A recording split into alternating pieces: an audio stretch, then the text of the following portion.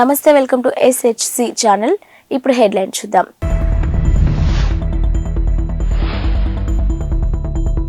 ఇవాళ మరో 2 గ్యారంటీలకు ప్రభుత్వం శ్రీకారం. సెక్రటరియట్ వేదికగా లాంఛనంగా ప్రారంభించనున్న సీఎం.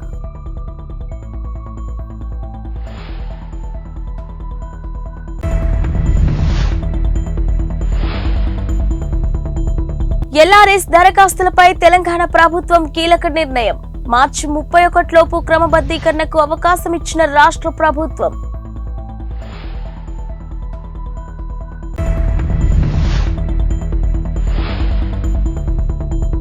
బీజేపీ మాజీ ఎమ్మెల్యేకు కాంగ్రెస్ లీగల్ నోటీసులు. దీపాదాస్ మున్షిపై వ్యాఖ్య నేపథ్యంలో సమన్లు.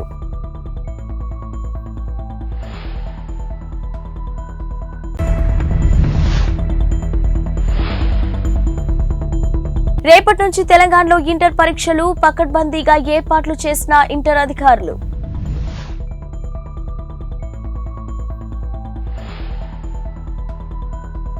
తెలంగాణ ప్రభుత్వం మరో 2 పథకాలను మంగళవారం ప్రారంభించనుంది. కాంగ్రెస్ పార్టీ ఎన్నికలకు ముందు 6 గ్యారంటీలు ఇచ్చింది. ఇక ఇందులో ఇప్పటికే కొన్నింటిని అమలు చేశారు. తాజాగా మరో 2 పథకాలను ముఖ్యమంత్రి రేవంత్ రెడ్డి ఇవాళ సాయంత్రం ప్రారంభించనున్నారు. ఇందుకు సంబంధించి తెలంగాణ ప్రభుత్వం ఆహ్వాన లేఖను విడుదల చేసింది. గృహజ్యోతి 200 యూనిట్ల ఉచిత విద్యుత్తు, 500 రూపాయలకే గ్యాస్ సిలిండర్ పథకాలను ప్రారంభోత్సవ కార్యక్రమంలో ఇవాళ సాయంత్రం 4 గంటలకు రంగారెడ్డి జిల్లా చేవెళ్ల ఫరా ఇంజనీరింగ్ కాలేజ్ లో జరగనుంది. ఇక ఆహ్వాన పత్రికలు తెలిపింది. ఈ కార్యక్రమంలో ముఖ్య అతిథిగా సీఎం రేవంత్ రెడ్డి వస్తున్నారని, విశిష్ట అతిథిగా మల్లు భట్టి విక్రమార్క వస్తున్నారని, సభ అధ్యక్షులుగా ఉత్తమ్ కుమార్ రెడ్డి వ్యవహరించనున్నట్లు ఆహ్వాన పత్రికలో వెల్లడించారు.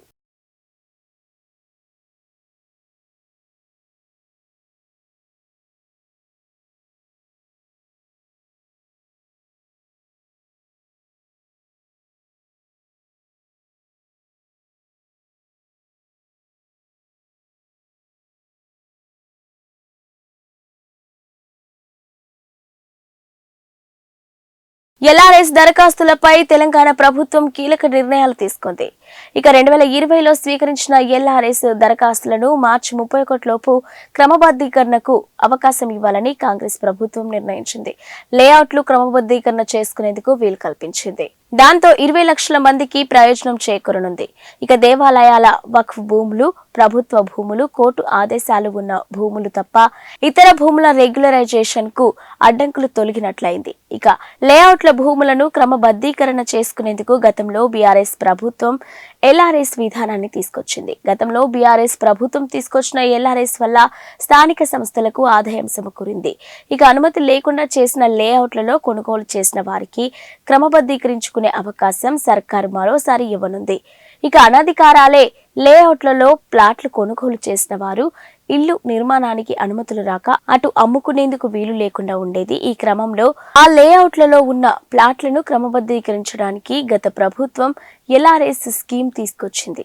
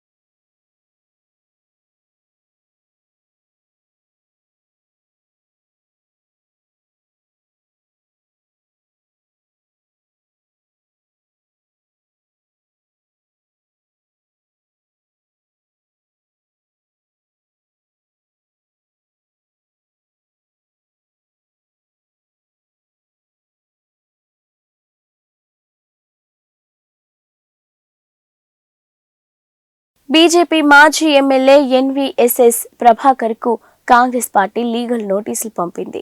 కాంగ్రెస్ నాయకుల నుంచి దీపాదాస్ మున్షి బెంచ్ కార్ లబ్ధి పొందినట్లు ప్రభాకర్ ఇటీవల ఆరోపించగా ఈ అంశం రాష్ట్ర వ్యాప్తంగా దుమారం లేపింది. ఇక ప్రభాకర్ ఆరోపణలపై తాజాగా కాంగ్రెస్ రాష్ట్ర వ్యవహారాల ఇన్ఛార్జ్ దీపాదాస్ మున్షి స్పందించారు.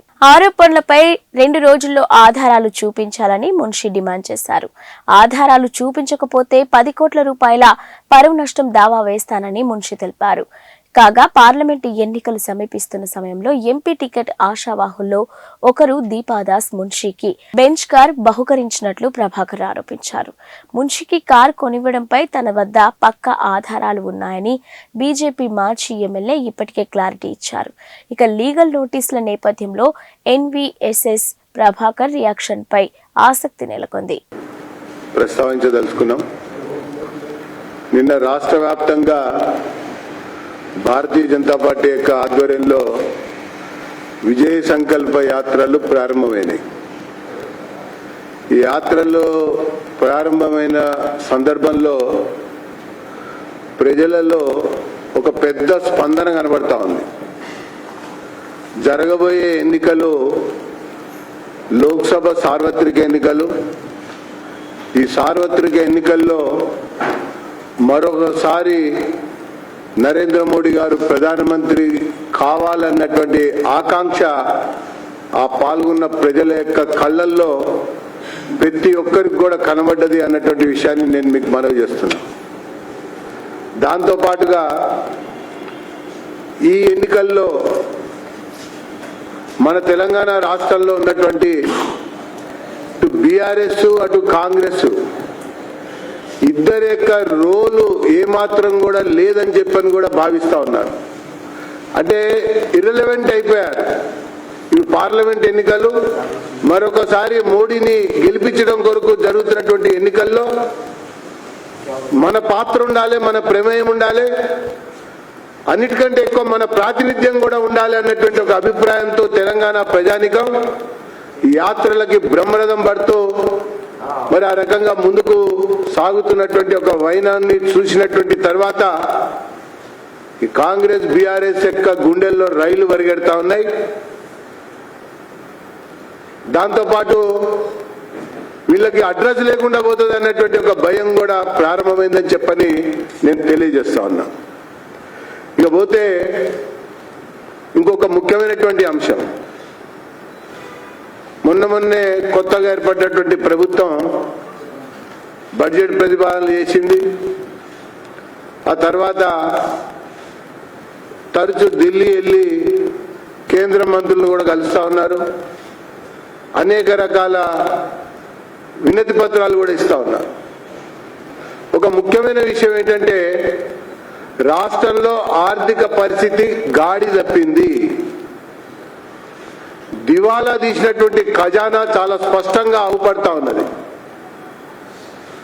మూడో విషయం, కొత్తగా అప్పులు పుట్టాలంటే ఇప్పటికే ఎఫ్ఆర్బిఎం పరిమితులు మ్యాక్సిమానికి చేరుకున్నాం.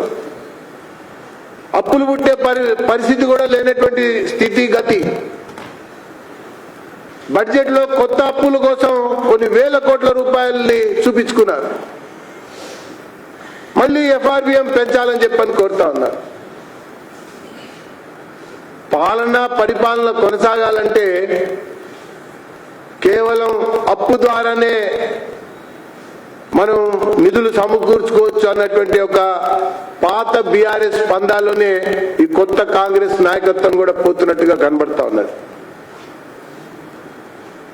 ఇది ఎంత మాత్రం కూడా సమంజసం కాదు. ఇప్పటికే జీతాలు ఇవ్వలేని పరిస్థితి, సకాలంలో పెన్షన్లు ఇవ్వలేని స్థితి. కేవలం ఈ 2 మాసాల కాలంలో చూసినట్టయితే వీళ్ళు కాంట్రాక్టర్లకే ఎక్కువగా బిల్లులు చెల్లించినటువంటిది చాలా స్పష్టంగా కనబడ్డటువంటి దృశ్యం. ఒకవైపున ఈ రకమైనటువంటి స్థితి ఉంటే ఈ రాష్ట్రానికి భారమయ్యేటువంటి సలహాదారుల పదవులు అవసరమా అని చెప్పని బీజేపీ అడుగుతా ఉంది. అవి కేవలం రాజకీయ సలహాదారులుగానే కాలయాపన చేస్తా ఉన్నారు. వాళ్ళ కార్యాలయాలు, వాళ్ళ కుర్చీలు, వాళ్ళకు ఉన్నటువంటి సిబ్బంది అయ్యేటువంటి ఖర్చు కూడా వృధా అనేటువంటి విషయాన్ని భారతీయ జనతా పార్టీ పేర్కొంటా ఉంది. రాష్ట్ర ప్రభుత్వం దుబారాన్ని తగ్గించాలి, అనవసరమైనటువంటి ఖర్చుని అంతకంటే తగ్గించాలి. దాంతోపాటు ఈ అడ్వర్టైజ్మెంట్లు ఇవ్వటం, మరి దాంతోపాటు అనవసరమైనటువంటి ఖర్చులకి తెరదీయటం అనేది కూడా పూర్తిగా ఒక నియంత్రించుకోవాల్సినటువంటి అవసరం ఎంతైనా ఉంది అన్నటువంటి తరుణంలో ముఖ్యమంత్రి ఢిల్లీకి వెళ్ళి రాజకీయ నియామకాల కొరకు అనుమతులు పొందడం కొరకు ప్రయత్నం చేస్తా ఉన్నారు. ఈ రాష్ట్రంలో అనేక కార్పొరేషన్లని గత ప్రభుత్వం రాజకీయ నియామకాల కొరకు, రుణాల కొరకు ఏర్పాటు చేసినటువంటి ఒక కార్పొరేషన్లు ఉన్నాయి. కొత్త ప్రభుత్వం ఒక పోటుతో వాటిని రద్దు చేసింది. ఇప్పుడు రాజకీయంగా వాళ్ళకి ఒక ఆవాసం కలిగించడం కొరకు, పునరావాసం కల్పించడం కొరకు నియామకాలు చేయడం కొరకు ప్రయత్నం చేస్తా ఉన్నారు. ఇది ఎంత మాత్రం కూడా తగదు. ఇది ఖజానాపై అదనపు భారమే. దాంతోపాటు ఇది వృధా చేసేటువంటి ఒక వ్యవహారమే. కాబట్టి తక్షణమే ఈ యొక్క ప్రగతి నగర్ లోని అలిఫ్ గౌతమ్ మోడల్ స్కూల్లో ప్రజ్ఞా నాలెడ్జ్ ఎక్స్పో, ఏ నాలెడ్జ్ ఎడ్యుకేషన్ ఫెయిర్ కార్యక్రమం నిర్వహించారు. ఈ కార్యక్రమానికి ముఖ్య అతిథిగా స్పెషలిస్ట్ ఎండాడోనిస్ట్ డాక్టర్ నేరడి మాధవి హాజరై ఫెయిర్ ని సందర్శించారు. ఉపాధ్యాయులు విద్యార్థులతో అక్కడికి ఏర్పాటు చేసినటువంటి ప్రాజెక్ట్స్ గురించి వివరాలు అడిగి తెలుసుకున్నారు. ఈ ఫెయిర్ గురించి పిల్లలకు ఎలాంటి జ్ఞానం లభిస్తుందో ఆమె వివరించారు. ఈ కార్యక్రమంలో ప్రిన్సిపాల్ సలోమి పాల్ ప్రసంగించి ఈ ఫెయిర్ గురించి విద్యార్థినులకు వివరించారు. ఈ కార్యక్రమాన్ని నిర్వహించడం విద్యార్థులకు ఎంతో జ్ఞానాన్ని పెంపొందిస్తుందని ఆమె అన్నారు. ఈ ఎక్స్పో నిర్వహించడం ద్వారా మరింత జ్ఞానాన్ని నేర్చుకున్నట్లయిందని టీచర్లు, విద్యార్థులు ఆనందం వ్యక్తం చేశారు. ఈ కార్యక్రమంలో జిఎంఎస్ డీన్ రాధిక, టీచర్లు, విద్యార్థులు తదితరులు పాల్గొన్నారు.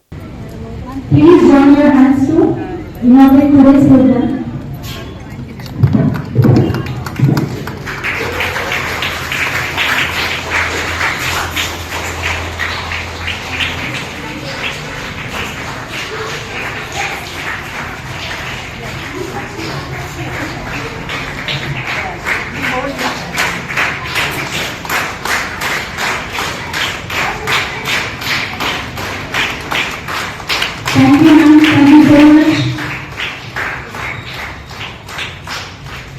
Now I would like to invite Madhavi Garu to lighting the lamp to start today's program.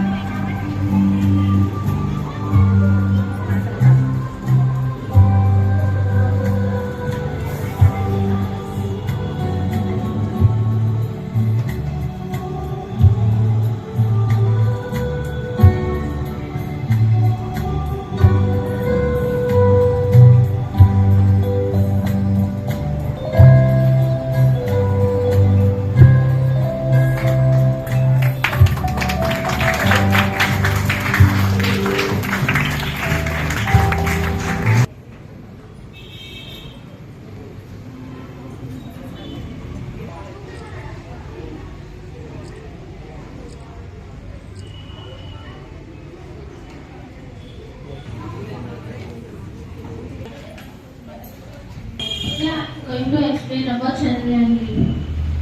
This is my science project, the third moon mission by ISRO. The full form of ISRO is Indian Space Research Organization. The cost of Chandrayaan-3 is 600 crore rupees. Chandrayaan-3 is launched on 14th July 2023 from Sriharikota. Chandrayaan-3 is launched using LVM-3 rocket. The rocket has 3 stages. In first stage, the 2 boosters will be used In third stage, the cryogenic engine will be used. This is where Chandrayaan 3 is located. Chandrayaan 3 has 3 parts: orbiter, lander, and rover. Now I am going to launch Chandrayaan 3.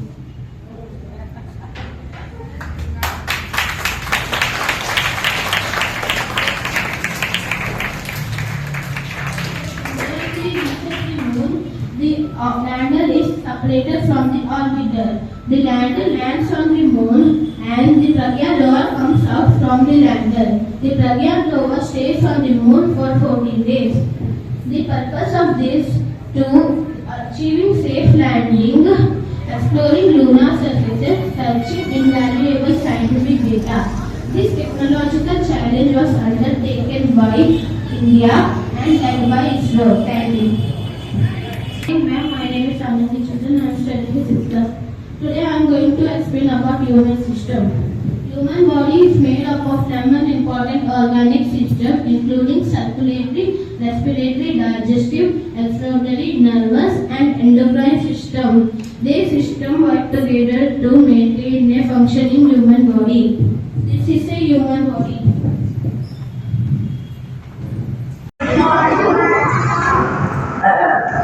Just I would like to say a few words on this occasion. GMS Ali branch, as we are celebrating or conducting educational fair, just to increase the knowledge or the innovative thinking from the students' end.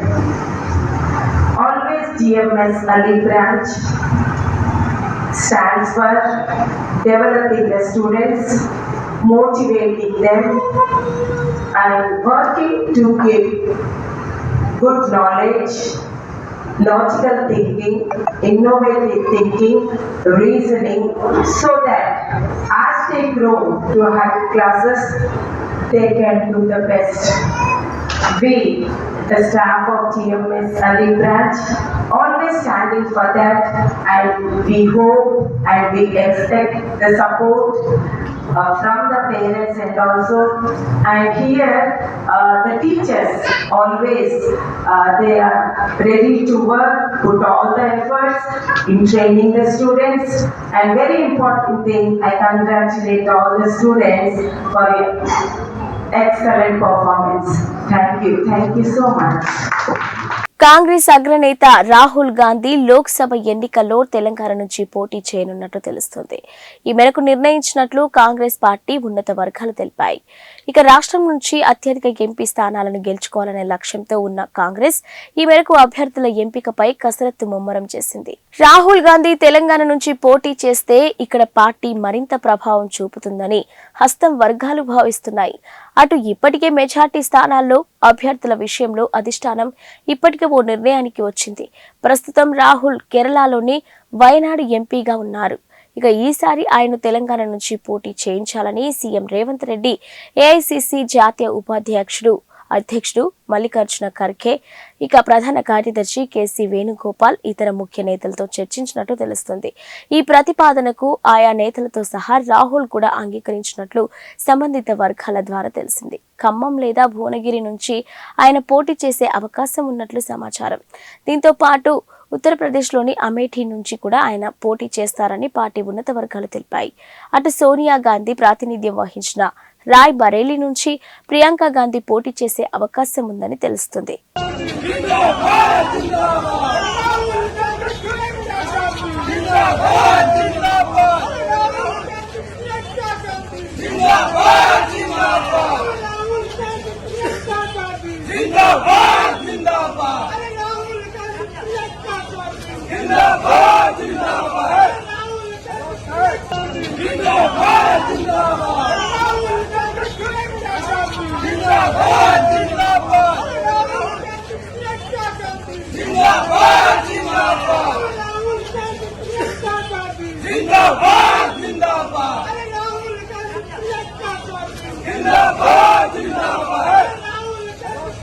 తెలంగాణలో BJP అగ్రనేతలు వరుస ఎన్నికల పర్యటనలకు సిద్ధమవుతున్నారు.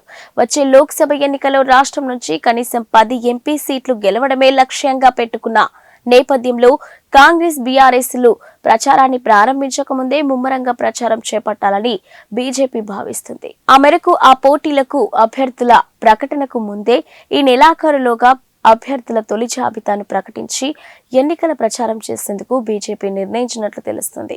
ఈ నేపథ్యంలో ప్రధానమంత్రి నరేంద్ర మోదీ, కేంద్ర హోంమంత్రి Amit Shah, party జాతీయ అధ్యక్షుడు జేపీ నడ్డా సహా అగ్రనేతలు రాష్ట్రంలో పర్యటించి సభలు నిర్వహించేందుకు సన్నద్ధమవుతున్నట్లు తెలుస్తుంది. ఇక ఎన్నికల షెడ్యూల్ వెలువడిన వెంటనే ఆదిలాబాద్, సంగారెడ్డిలో ఏర్పాటు చేసిన సభలను ప్రధాని మోడీ సందర్శించి ఎన్నికల ప్రచారాన్ని ప్రారంభించనున్నట్టు తెలుస్తుంది. ఆయా సభల కంటే ముందే రోడ్లు, ఇతర అభివృద్ధి కార్యక్రమాలకు శంకుస్థాపనలు మోడీ చేపట్టాలని ఆ పార్టీ నేతలు భావిస్తున్నారు. అయితే ఈ నెల 29న ఢిల్లీలో జరిగే బీజేపీ పార్లమెంటరీ బోర్డు సమావేశంలో 17 స్థానాల్లో మెజార్టీ స్థానాలకు అభ్యర్థులను ప్రకటించే అవకాశం ఉన్నట్లు తెలుస్తుంది.